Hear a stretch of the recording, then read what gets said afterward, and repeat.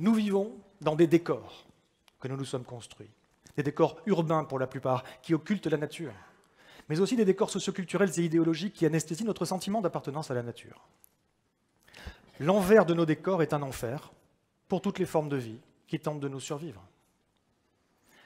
Comme je vais le démontrer, notre civilisation est une méga-machine d'annihilation du vivant. Et soit nous neutralisons cette machine folle, soit nous nous autodétruirons, entraînant dans notre sillage une myriade d'espèces. Une autodestruction qui pourrait advenir plus tôt qu'on ne croit, étant donné les vulnérabilités de nos sociétés. Nos sociétés sont clivées entre ceux qui ont compris que le monde a atteint ses limites physiques et écologiques et que nous devons redéfinir nos comportements, et ceux qui refusent, qui rejettent, en général par principe, sans avoir vraiment étudié la question, l'idée même de limite. Soit carrément ils nient les limites du monde, soit ils en reconnaissent l'existence, mais s'imaginent qu'il n'existe pas de limite à la capacité de l'homme à résoudre les problèmes. Cette foi inconditionnelle est un déni. Croire qu'on peut trouver des solutions au sens d'entretenir le système au lieu d'en changer, c'est chercher à faire durer le non durable.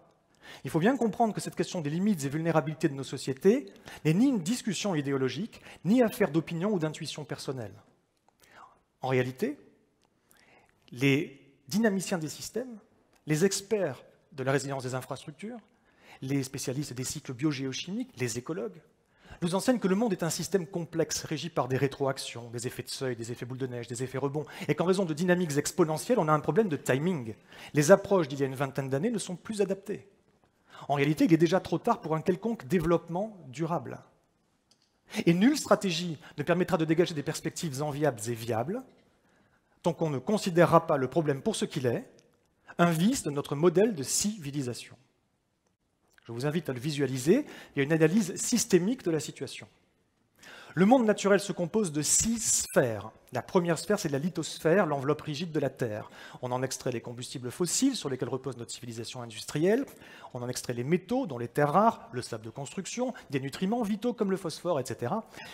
Et toutes ces choses butent actuellement sur des limites. C'est une question de stock parfois, mais souvent plutôt de flux. Est-on en mesure d'assurer les approvisionnements en pétrole, notamment, dont nos sociétés ont perpétuellement besoin pour fonctionner? La deuxième sphère, c'est l'hydrosphère. L'ensemble des eaux de la planète, océans, mers, lacs, cours d'eau, nappes phréatiques. Elle est dans un état de dégradation avancé.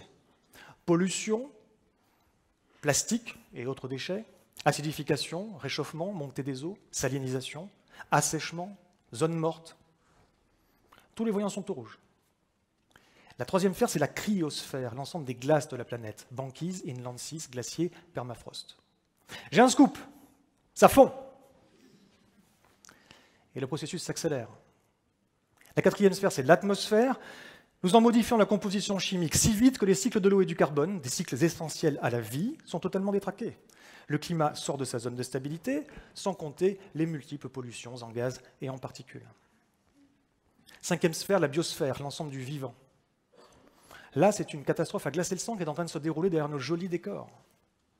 Si on exclut l'humanité et les animaux d'élevage, 60% des vertébrés ont disparu en 44 ans.